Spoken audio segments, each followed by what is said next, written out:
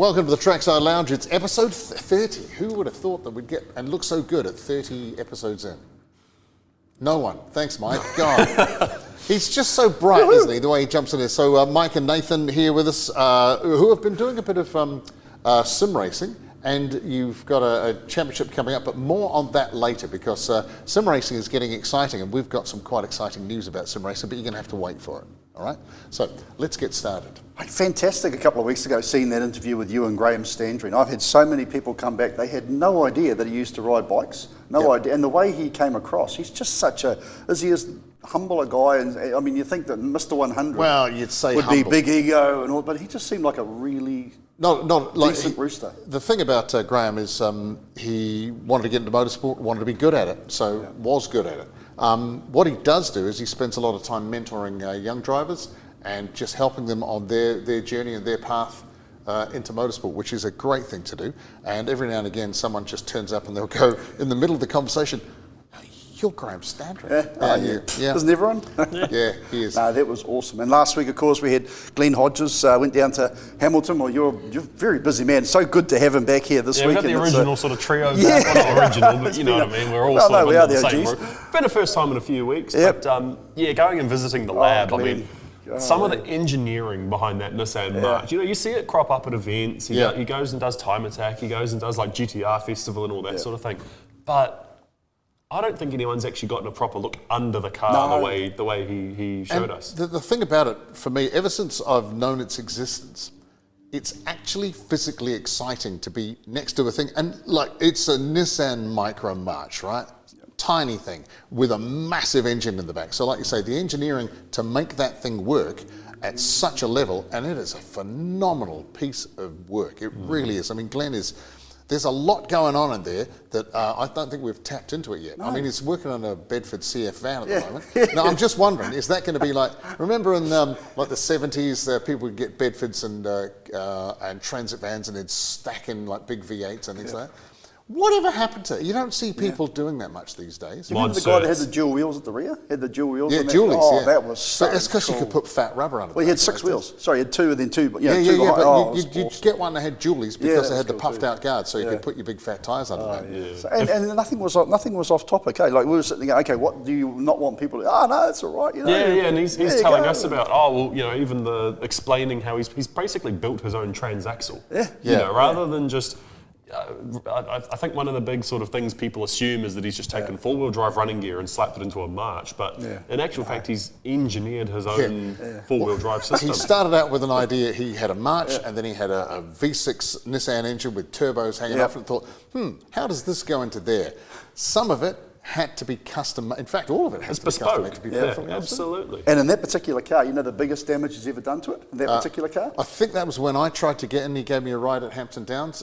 There was no passenger seat, and I think I sat on the...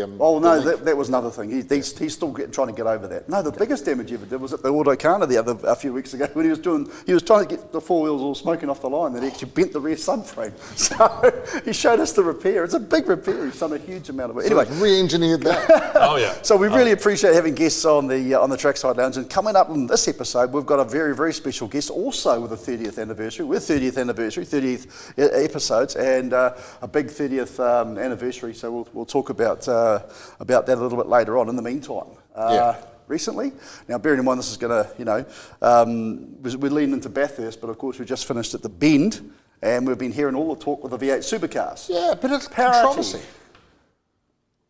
Yeah, parity. And we get a Ford lockout. We get a Ford podium lockout. We get DJR's first Enduro win since 2019, I think. It was the last time that they won one of the endurance races. And all this blue oval stuff, which the Chevys aren't too happy at the moment. But my question is it the Chevys aren't happy like 888, who, remember, are going to Ford next year, or is it like Team 18's sort of the rest of the customer factory teams? I think it's GM Racing are unhappy with it. I've got to be careful how you phrase this. They're sort of claiming that there's favouritism in there somewhere. And the idea is parity, and we had overheating problems with the Fords, we had all sorts of dramas with the Fords, and the Chevs were dominant. Now that a degree of parity has been brought into it, suddenly we're seeing a more balanced playing field, aren't we? And it all comes down to, it does come down to the things like driver, tyre wear, and team management. So perhaps GM should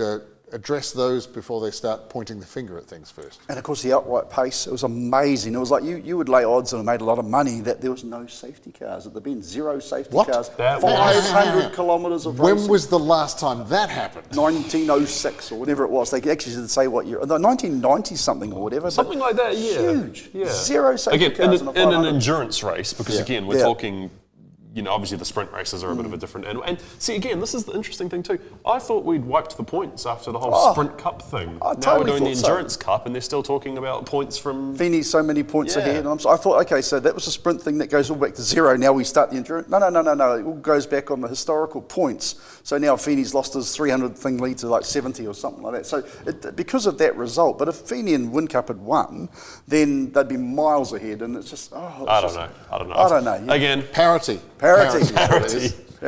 in numbers. But having said that, Brodie Kostecki and Todd Hazelwood, I thought was a masterful drive, and they thoroughly deserved that. It was excellent to see them up there on the podium, and the Kiwis did all right as well. I'd like to have seen, I think Stanaway did a stomping drive right towards the end. He really started to come through. Yep. They had problems, but Heimgarden had big issues in the start. The car was 4 laps down or something like that. So they did the best they possibly could.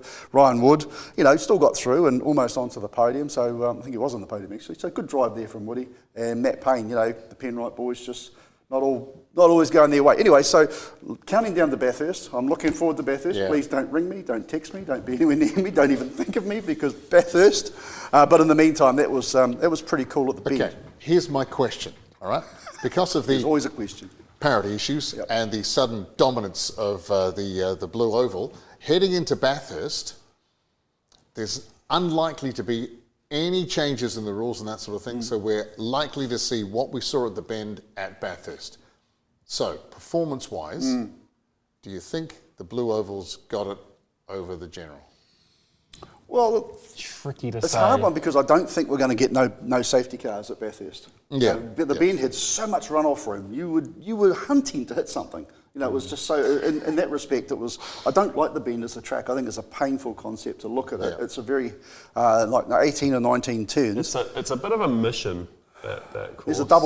There's a triple right-hander. But anyway, so getting to Bathurst. Hang on, triple right-hander, that'd just be one long right-hander, wouldn't it? Pretty much is. Yeah. It torches the left front tyre, and it's a lot of degradation. But again, the tyre's held up well, so we'll see how that one plays out. But yeah, I'm looking forward to Bathurst. It's going to be great. The grotto will be there, the curtains will be pulled, the snacks they'll be bad snacks.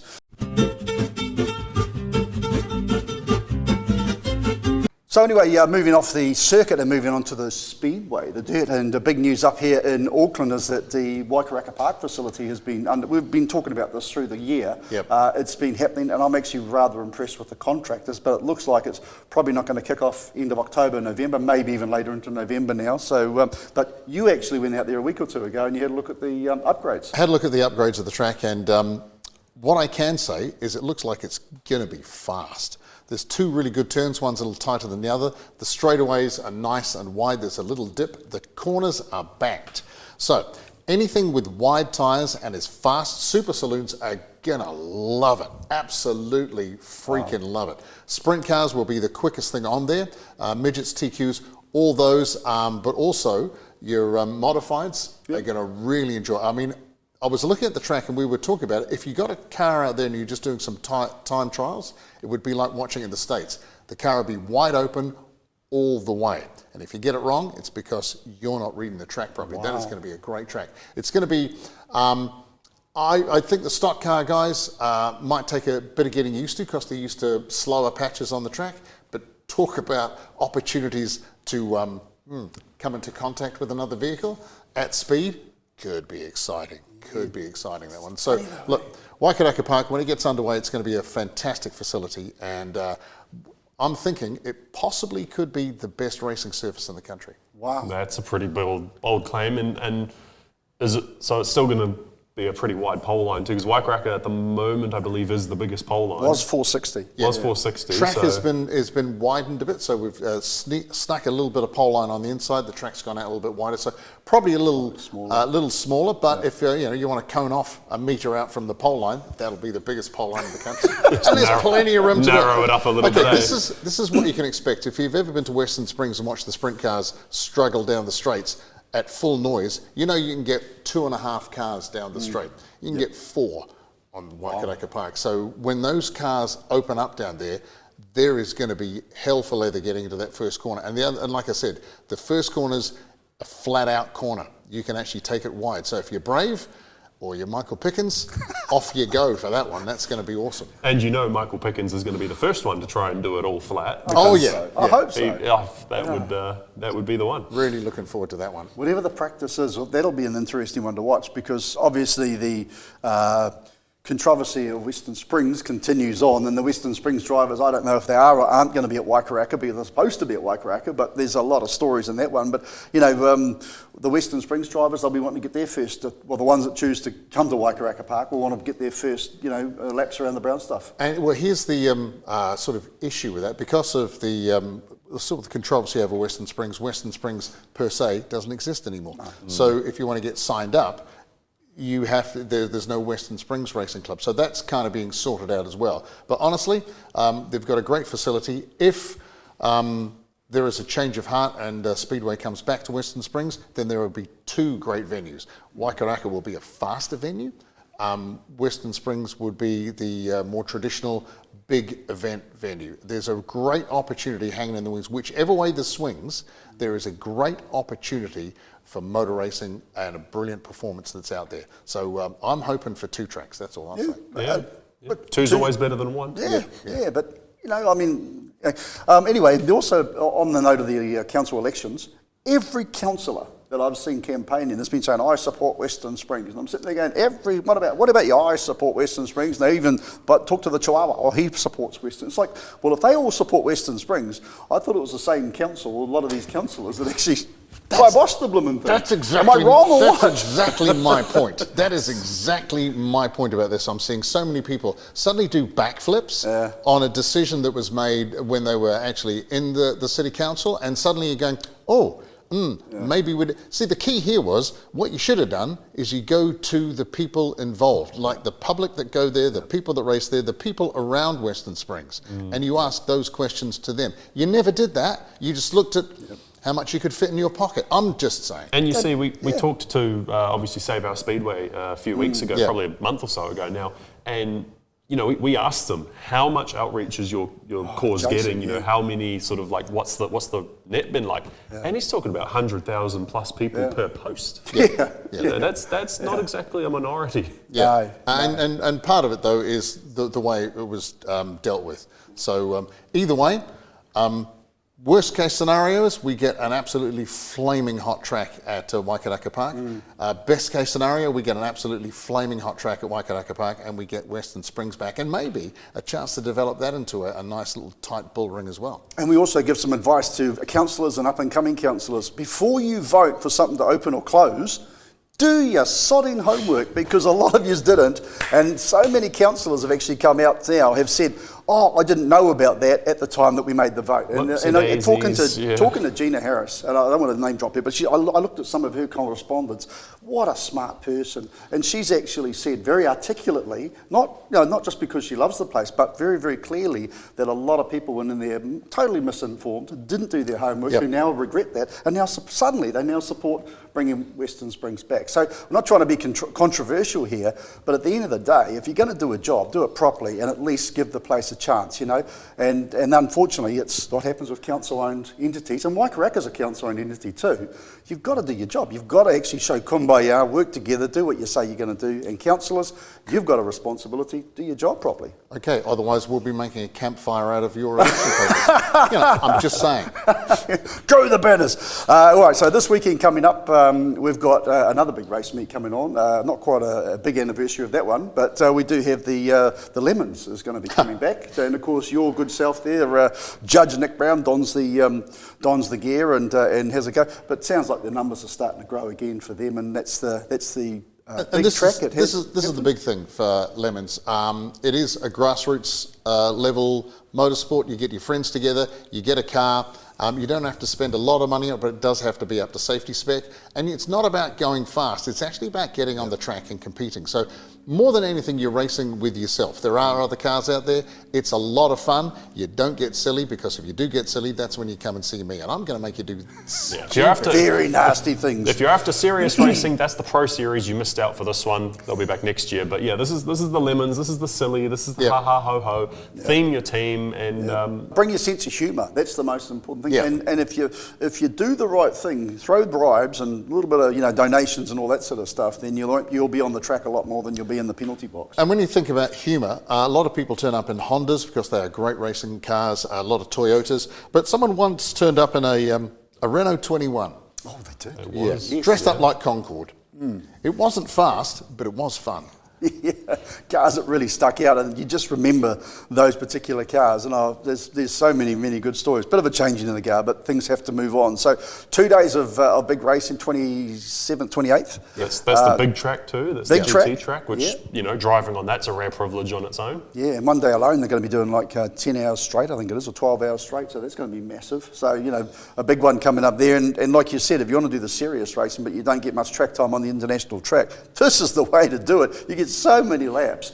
It's got more expensive because the track's got more expensive, so things get more expensive, but you share it out amongst 5 or maybe 6 drivers, and it comes down substantially, and you get a heck of a lot of seat time. So definitely a fan of the Mega and the Lemons. Now it's about time we talked about a different format of motorsport. It's real motor racing without it actually doing anything to the environment and the planet, and this is this fella here with esports. We've got something to talk about here, mate. Yeah, so we had the AUSNZ series, which obviously that's been ongoing through the year. We got 2 more races coming up.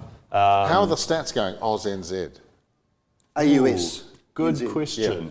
I haven't actually had a look. Oz do really well. I know the correct answer, Nathan, is we're kicking our ass. The Aussies are currently leading, but no, there's a couple of really good Kiwi teams. How can we spin this in our favour?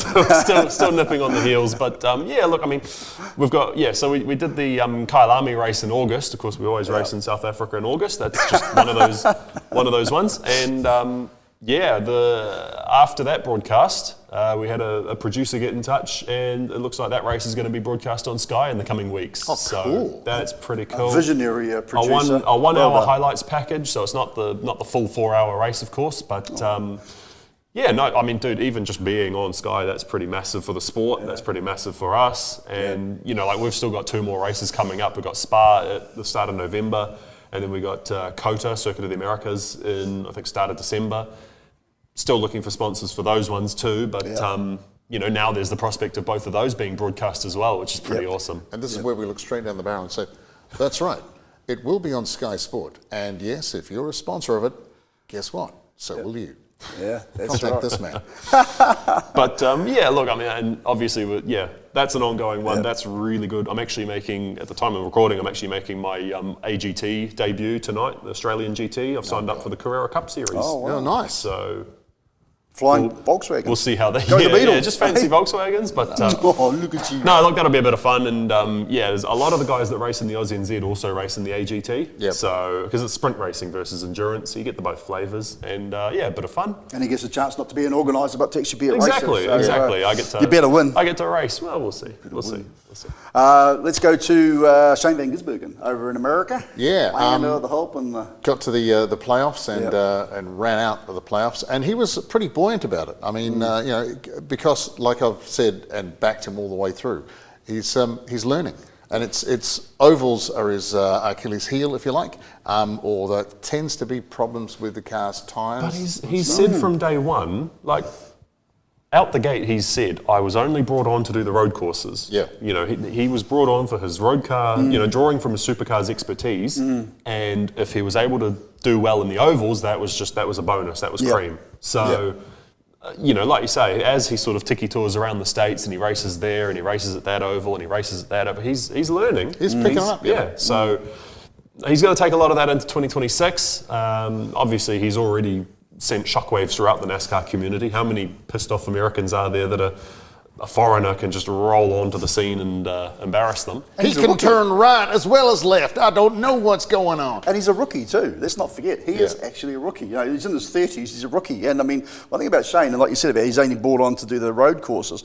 He's like a sponge on those ovals. He's learning everything. Why is this car not set up? Why is this car chewing its tyres? Why can't I? But he's not angry about it. He's like, you know, I'm learning. That's all right, I'm learning. And even the bump drafting. How many times has he been left alone on the bump draft, which is substantially faster if two cars work together? See, now you're talking stuff I do not understand. I think I knew it. Let's go back to America. Let's stay in America, though. Brittany Force. Yep. Yes, big news. Fastest woman in the world, or I think the fastest person in the world, or fastest person in the world as well. But she's definitely the quickest drag racer because she broke her own record. She did. Yeah, which I thought like she gets the record for being the fastest ever run. So yeah, must be the fastest. Has to be. And then she nailed that by like 0.002 of a second, like less than a week later. Do you know how 0.002 of a second is? No, I don't. No, me neither. But we've just gone through a whole bunch of them. I think I grew some facial hair in that time. But so she's hung up the helmet. Had enough. Wow. Oh, she's retired. Yep. Wants to start a family, and of course she's in her late 30s now. So. Oh yeah, she's done everything. Too old. She's proven her point, but that's obviously a good on her. Of course, that is the thing. I mean, she is so fast, and like you say, she's proven her point. And I guess the technology's got to a level, and she's proved that she can do that. So what I'm seeing here is an opportunity for someone to learn from, because at the start, all drag races are equal, right? But it's what happens when that light changes. That's the bit that you've got to be able to learn. And to tell you what, Brittany Force has been the best at it, full stop, since she started. I mean, daughter of John Force, so he's literally, and pun, force to be reckoned with. Did you see the first race where he raced his daughter? No. She nailed him.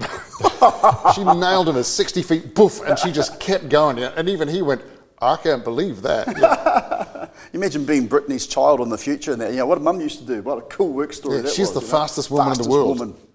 Bar none. Which is awesome.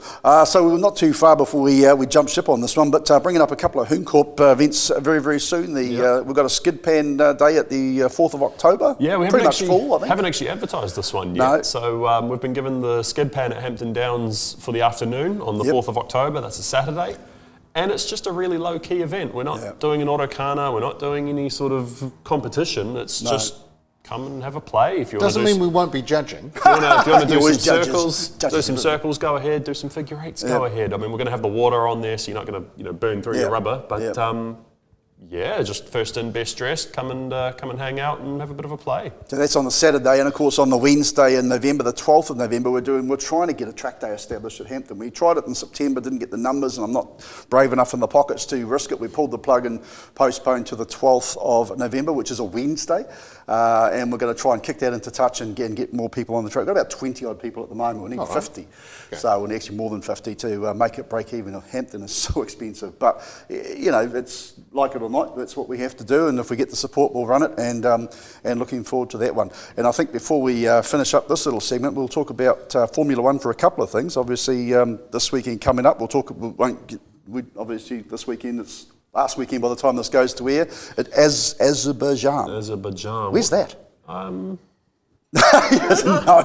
Overseas. I thought you had that answer. Something Eastern? Oh, good. Yep. Anyway, but I mean, at the moment, they're talking a lot about cats, because Azerbaijan apparently has a lot of cats. Oh, really? So if you're browsing the paddock and the pit lane and all that, there's just cats roaming around. It's like how Australia has kangaroos. Man, I hope they keep them off the track. Canada has groundhogs, and Baku has cats. And staying with sort of a Formula One, Max was at Nurburgring recently in Porsche. Yeah, so he's getting his Nurburgring license. Hang on. He hasn't got his Nurburgring license? Isn't he the fastest guy around Nurburgring? Riddle me this. He's got the lap record, but he had to do whatever it was, like six or seven laps in a detuned Cayman GT4. It was like 100 horsepower down on everything else, with an instructor.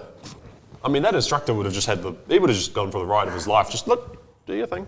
Yeah. But, Max, we need you to slow down a bit more. But Nurburgring, I mean, isn't that true equality? Doesn't care. It doesn't matter that you're a multiple world time champion. You need to go through the grassroots like everybody else. Yeah. But I just like the fact he set the fastest lap before he even had his thing. So does that mean it doesn't count? Well, he didn't. Remember, Franz Hermann did. Sorry. So maybe that's the technicality there. Franz Hermann. That's a different way of spelling Max Verstappen, isn't it? But it works. Okay, well that concludes our first part of episode 30 here at the Trackside Lounge, and we may have another little 30 milestone in a couple of seconds. Trackside Lounge 30th anniversary version. Well, of course, we've done it 30 times now. But speaking of 30 anniversaries, there's something that's always captured my interest in Motorsport New Zealand, and it's a different type of motorsport. It's more about the participation in it and the way people enjoy it than anything else. And you've probably seen it advertised. You've probably been lucky enough to have it go through one of your regions. Targa New Zealand is absolutely something stunning. And Peter Martin, 30th anniversary, I see we've got coming up this year. It's hard to believe it's been around for 30 years, because every time it comes up, I keep thinking, I must get involved one time. The thing is, I'm not a driver, I'm not a racer and that sort of thing. There is an opportunity for people like me to get involved. Absolutely. So great to be here, and thanks very much for the invite. 30th anniversary of Targa New Zealand. Started back in 1995. Wow. Mike, John and a group of mates sort of sought this thing called Targa Tasmania in 1993. So they popped over there in 94, had a look at it and thought we could do this here, and that's how it started. And we got better roads too. Oh, look, this is a great debate about roads around the world. We could have that. It's a bit like your Speedway, Waikaraka Park, and probably it is true that New Zealand would have the best variety of roads for a rally perspective across the world. Yeah. And I say that in the variety that we've got, a bit of everything for everyone. Targa is specifically tarmac. So that's the big point of difference. It's still just a rally, like we all understand. But because it's on tarmac, it allows us the opportunity to provide other categories within it, not just the full-on, Clark Proctor beast that we've seen. That's what this was famous for. Yeah, absolutely. When we miss Clark dearly, he was a fabulous supporter of our event. So it's great to be back at this facility, and Carl, who's sort of carrying on the legacy. So we've got a few nods to some of the Skyline stuff, which we'll come to in a minute. But the concept is that we wanted to try and expand the offering to as wide an audience as possible. Yep. So we all understand competition cars, roll cages, helmets, all of the bits and pieces and the safety equipment that go with that. The sort of next step down, now that the speed of the cars have got better and stronger and faster and better tyres and better brakes, we've gone to a retro Targa product as well, which is possibly more for the older classic cars, the guys that are a little bit older. They've got a lovely, nice old car that might have been 30 grand in its day. Now it's maybe $300,000, a Lotus Mark 1 Cortina or something like that, which they don't want to, thrash with an inch of its life. They want to exercise it, so there's an opportunity for that. I love the terminology you got there, Pete. Exercise it. Yeah, look, we give you the opportunity to use your car in a closed road, safe environment, the way the engineers designed the cars to be used, without the concerns of modern society putting pressures and time constraints and speed limits. Cars coming the other way. Cars coming the other way. All those distractions and potential risks, we try and eliminate as much as we can. Yeah. So sort of moving on from the time trial, from the retro, we've gone back even older to the vintage sort of cars, and bear in mind the definition of vintage is only 30 years. So a Nissan Skyline GTR 32 is a vintage car. How bad is that? No, what do you mean bad? That's good. I mean, it's a vintage car. I mean, I remember when the thing came out new. I'm thinking, gee, that was like yesterday. Yeah.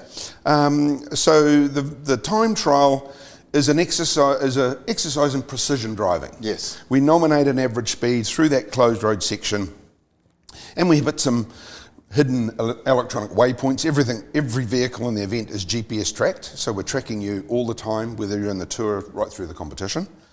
And the person who is most accurate at hitting the waypoints and finish line on the nominated times is the winner.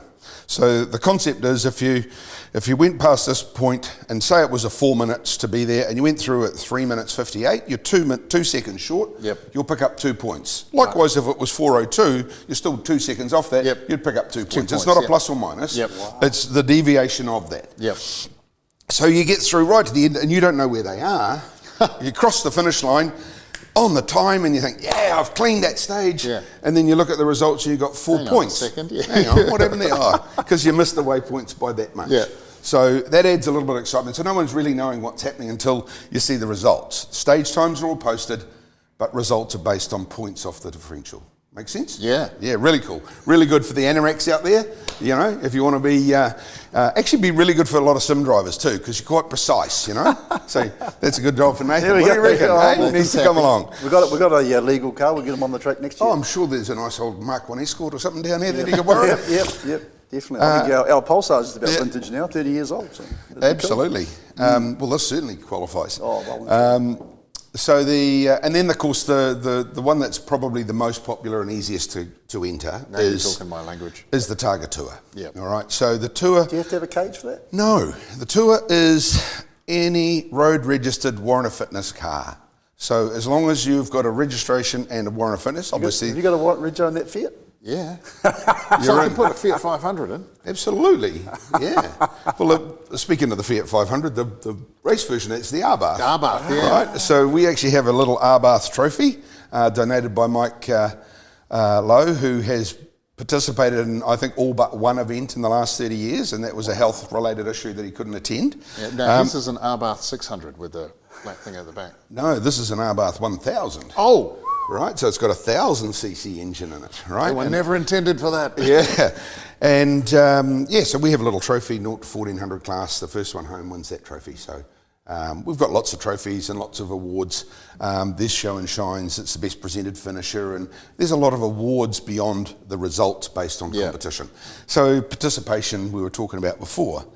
So here we are now 30 years deep. So there's a few special things that we're doing for the 30th anniversary. Just before you do that, because I mean, he can talk the leg off an iron pot, this boy. He's very, very good, and I really respect him for that. But one thing I want to ask you about Targa, going back to 1995, there was no speed limits, no GPS. I heard rumours of cars well into the 200 kilometre an hour guys and that. But more importantly, what's been your biggest challenge for Targa since you took over? And obviously Mike had the helm for quite a while. You've jumped in there. That's no easy feat. It's not an easy job, man. I mean, it must be down there 24/7. What's been the biggest challenge for you right across the board from the time you got involved with Targa? So we'll throw a few stats at you if you like. So Mike ran the event through till 2007. I bought it off him then. I started competing in the event in 2004 and liked it so much that full of shave ad, bought the event. So I've been running Targa since 2008. We're now 2025. Yeah. So you can do the math on that, Mike. 17 years, yeah. And Mike John did it for 13 years, and I've done it for 17. In those 13 years, Mike ran 18 events. In the 17 years, I've run 50. Wow. This is our 50th event. I'm still waiting to hear the answer, but that's good. Very so impressive. Those are so some of the things that we've done is migrate the product to be able to attract people with smaller budgets that can't afford a 5-day away from their work and all the rest of it. So we've got weekend style events. We've put a lot of process into it. We've broadened the appeal, but more importantly, we've actually moved with the times with regards to safety. We've got a fabulous record, and touch wood, we haven't had any major injuries. Sure, we have the odd off, and that happens. That's motorsport, and that's why we love it. It's motor racing.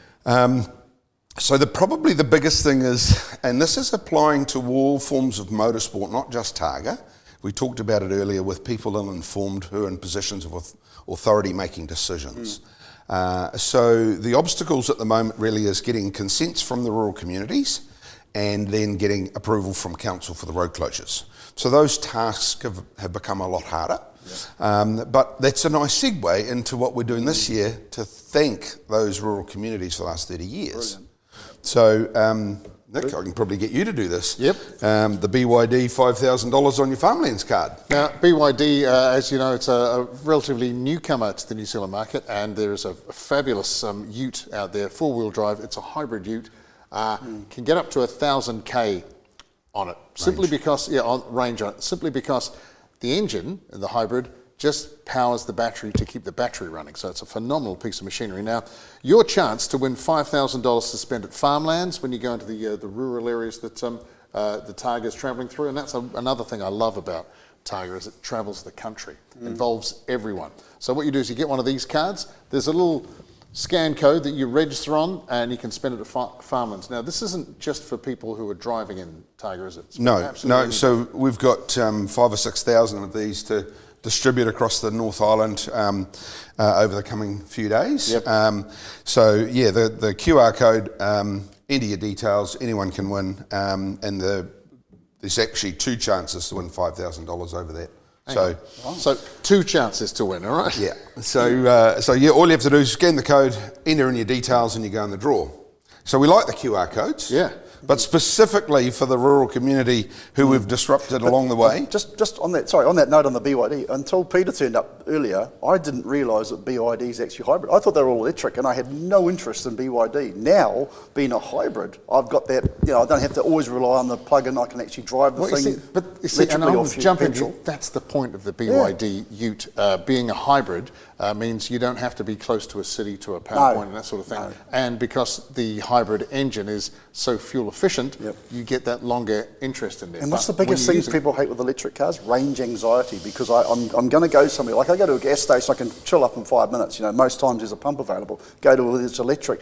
With the hybrid, with the BYDs, you can put petrol in it and it'll charge the electric, or if you are somewhere overnight, you can plug it in as well as you've got the electric and what petrol you got. So that's cool, that's awesome, and I think definitely jump into that one. I think we'll have the picture of this QR code up there for everyone, and all of our listeners that can enter. Absolutely, 100%? Yep, absolutely. So if you haven't got a farmlands card, then register and get a farmlands card as well. Now, so when you win it, because that's where the credit's going. So now something again for the residents, and this is the thing about Targa, they like to give back, and you talked about to the communities, the people they go to, the sausage sizzles for the schools. There's so much. It's like an ongoing party, not quite a Mardi Gras, but it's an ongoing party, and everyone gets a little bit of a slice, literally, of the sausage. And the residents there for the Targa for the 30th anniversary, you get a chance as well. You can actually scan this QR code. It's a separate one. Nathan will put this up there as a nice special shot. If you actually scan that one, then you go into the draw to get a ride in what you'll see this picture. This is a 1,000 horsepower Skyline. Now, that's something we're sort of quite used to seeing here because we're at Logical Automotive, and this is what Carl does all the time, 1,000 horsepower.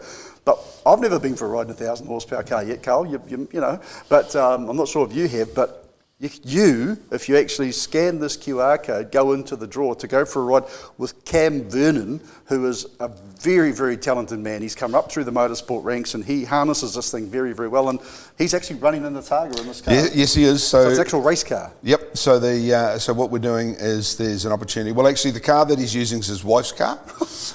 So it's the R33, and it's 33, sorry. Yeah, and it's got sequential gearbox, but it's got road seats in it. Wow. So it can fit anyone, and the idea is he'll take you for a ride through your particular stage, which is where you live, right, and give you a run. So wave to the kids. Yeah, absolutely. So see, this is the thing I love about Targa, because it comes into the community and it brings a show to the community. You're talking about there's not just the event, there's everything that goes with it, the sausage sizzles at schools, there's a car show. If you are interested in cars at all, come along and look at the machinery. It covers everything from the race-ready cars right through to the classic cars that are there. And it's free. You can come in for free. You don't have to pay as a spectator. You can come in, you can support the sausage. If you want to pay as a spectator. We've upgraded the sausage a little bit. We've now, in association with Beef and Lamb New Zealand, Fonterra, Farmlands, and Rural Support Trust, we're putting together at the end of each day, our charity, which is Race for Life, will be providing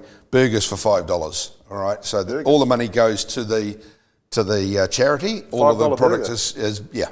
So whereabouts is the? So every night, Tuesday, Wednesday, Pukekohe, Pukekohe, Rotorua, New Plymouth, Palmerston North, and Hastings are the overnight stops. So $5 burgers at Pukekohe, okay. Yeah, so absolutely. Make a note of all of those stops because this is something to see. Jenny, you can cancel my membership for Friday at Pukekohe. Also, look at this. This is the 30th anniversary poster. I mean, this is another one thing these guys do. They mark it so beautiful. Look at that. And we've got some posters. Can we give some of these? Yeah, absolutely. If you want one of these 30th, we've got about a dozen or so. Some more. Yep. If you want a poster, then give us a comment there. Get in touch with the Trackside Lounge, and Nathan will put up a way for you to do that as well through the Hooncorp email maybe. If you want one of these posters, maybe we'll get a few to sign a few. Yeah, well, that's fine. And some bumper bumper stickers there. I'll leave you a pile of those as well. Alrighty, yeah, we've got everything covered. Got everything covered, and you can have all those as well in case you see someone. People want some. And of course, if you want a Targa 30th anniversary finisher medal, no, not quite. You have to enter, mate. Oh, really? Yeah, You've got to enter. Yeah. Can I just... Yeah, put it on. I was going to wear it myself. But Oh, yeah? No. You're used to put it on the right way round so we get the bands. Oh, yeah, got to get the band. Come on. Yeah, Oh. you got to get the marketing right there, mate. That's the 30th anniversary finisher Look medal. at that. I'm just going to interrupt you there, Yeah. Mike. Hang on, I'll get a zoom in on that one. Yeah, thank you very much.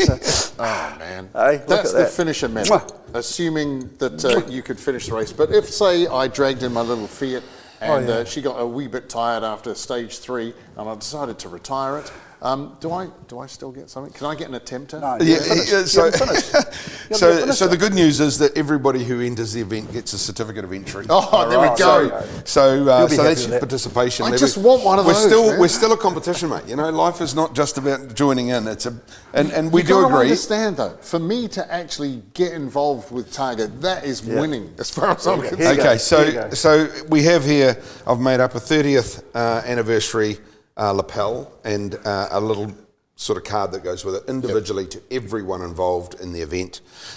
Whether you're an official, a volunteer, or an entrant, you'll get a memorabilia pin. It's not one of these, but you know, these are heavy too. But these are cool. But that's pretty cool.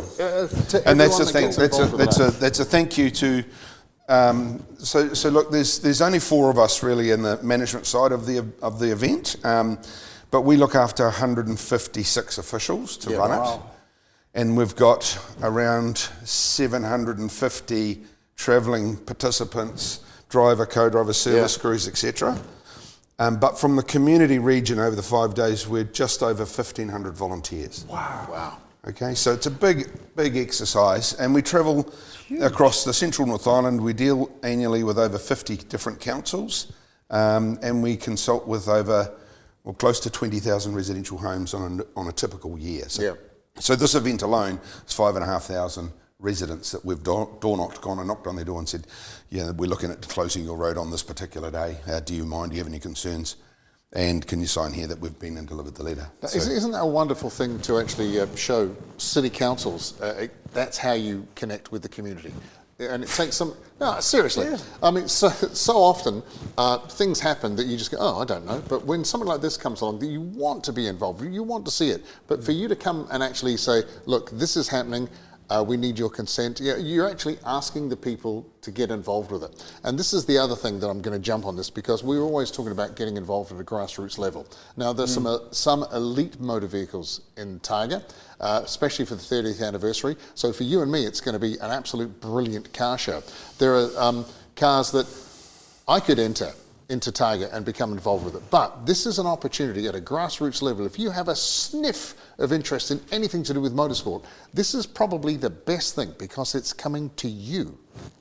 Your chance to get along, see it, and maybe it'll fire up your passion to get involved. We call it like a $20 million travelling roadshow. Okay, so right past your farm gate. And you're right, councillors sort of get the naysayers and the negative Nellies that complain about things, but we've turned that process into a submission rather than calling for objections. We're calling for submissions. So those people who are supporting it can submit. So yeah, statistically 99.7% of the rural community supports what we do. Wow. 99.7. You never get everyone, right? Yeah, well, I say because the 0.3 weren't home at the time. No, those are the people that are just objectors to life, right? So you can never convince them otherwise. I've lived here and I want this and blah blah, and you get those. But what we're trying to do through our engagement with schools is over 110 different schools engaged with this event. We do colouring in competitions for them. They each get a free hat. The winners of the 0 to 3 or the 4 to 8 year classes, and then sometimes we'll do the draw. The schools will do the draw, and we'll do the presentation on the day that we're there. And so there's lots and lots and lots of reach. It's really good. I asked you earlier on about your biggest challenge, and I don't think I really got an answer, but I'll tell you one thing I'm really impressed what you managed to pull off was the way that Targa kept going through COVID. I think that was absolutely magnificent. You know, I mean, you're talking about 1,500 volunteers that help out. Who else has 1,500 volunteers? Supercars don't have 1,500 people involved. You know, WRC rallies around, I suppose, they help truckloads. They get a few, 1,500 around the North Island. Now, North Island this year, yes, Is it always North Island with Targa? So we've good question, Mike. So we've been from as far north as Kerikeri to as far south as Invercargill, and we've sort of covered the full width of both North and South Island. You've got to remember that North Island is 4 million people and the South Island's about 1 million people. So, and the South Island's long and it's got a big range right through the middle. So there's not that many roads down there. So finding the roads that we can use that meet the international standards, local government standards, council standards, and the sporting interests, it's quite a task. So we've taken the main 5-day event to the South Island 2 times, and we've had a smaller 2-day type product down there. And that's certainly what we'll be doing in future. The 2-day product, we can sort of be it in Nelson or Christchurch or Timaru or Dunedin, and sort of we've finished in Queenstown as well, obviously, and we've run an event from out of Southland. So, but the North Island, as I said, with far more population, a flatter sort of terrain, there's a lot of network of roads, so we've got a lot of choice and variety without regularly disrupting the same people over and over and over again. So we move the course every year, it's a different course, and so we start the wheel again. It's not just a cookie cutter, we'll go and do this again, stamp next. It's totally different. So every year the course changes. Well, we've got to also talk about the other little iron in the fire that you have with the Silver Fern. Now, you are the Ultimate Rally Group, URG, yes. .co.nz, just for those playing at home. And it's not just about the Targa, but it's also about the Silver Fern Rally. So what's going on with Silver Fern? How's that all looking? I know that does alternate between North and South, doesn't it? So Silver Fern Rally is a 7-day gravel marathon rally. So Targa's on tarmac, Silver Fern's on gravel. Yep. We run it every 2 years, so in the even years. So last year, 2024, we ran it in the South Island. Next event is 2026, next November, and we will be running that in the North Island. Could Nik run his Fiat? He could, yes, yeah, because again, what we've done with a number of the initiatives that we've introduced into Targa, I took over the Silver Fern in 2015. Right. So since then, we've been doing a lot of international marketing of that product because the type of vehicles are very narrow for that, and so you need to expand across the world to get the numbers. But we've brought the time trial product from Targa into that, so you can do an exercise in precision driving again on gravel. And we're seeing a lot of the older, the Gold Star trialists from rally terms come back and have fun in that. And one guy built a blimmin' Porsche Cayman into a time trial car. God, and sort of a nod back to Rod Millen's safari car. Right. So you can do it in style, you can do it in comfort, or you can do it in your good old gravel Mark II Escort, which is what the vast majority of the cars are. Yeah, absolutely brilliant, isn't it? Yeah. Right, well, Targa's not too far away. Can you give us dates? How do people get involved with you? I mean, this is amazing. If you want a poster, if you want to be a ride in the passenger seat, if you want a chance to win 2 acts of $5,000 thanks to BYD, I mean, we've got little participation pins there for people that are involved as far as the driving, and of course the ultimate, which I really don't want to get back, the finishing medal. But how can people get involved? I mean, with the lead up, when is the Targa, obviously? Yeah, sure. So we'll start with the medal. We'll start with the medal. Obviously it's a big medal and it's pretty heavy and it's substantial. So it's not too late to get entries. If you want to come and play, then and you want one of these, not this one though. Not this one, because this one's mine. Then entries are still open. You can find that on targa.nz. So real simple, targa.nz. All the information's there. The event actually starts on the 14th of October. We have documentation in Pukekohe, and starts on the Wednesday morning, the 15th, and we head off to overnight in Rotorua, and then to New Plymouth, Palmerston North, and then 2 nights in the Hawke's Bay. So that's the route. The information's there. We'd love to see you along. If you're not in a position to participate, there's a 2-day, for the full 5 days, there's a 2-day product at the very end of it, starting in Palmerston North, Saturday, Sunday, going up to the Hawke's Bay. So that captures a number of people who are perhaps more time poor with the current climate. So there's a bit for everyone. And then the last call out, if anyone's volunteering onwards into that sort of world and wants to help out, again, reach out. All the contact details are on our targa.nz website. Peter, thank you so much. Targa New Zealand has its 30th anniversary, and like Peter just said, you can get involved at any level. If you want to be one of the volunteers and get involved in that, you'll actually get a participation award. So I could pop down maybe for a couple of days. We could do a couple of chats on Tuesday. Come down and do a crossover. There you go. See what we can do on that one. So if you're going to get involved in this one, it's absolutely one of the best ways to get involved in motorsport, a way that you can handle and enjoy and then relax and sit back, look at the big fast cars and say, yeah, I was on the same track as them. No worries. So that's it for this week. We'll catch you back soon. Thank you.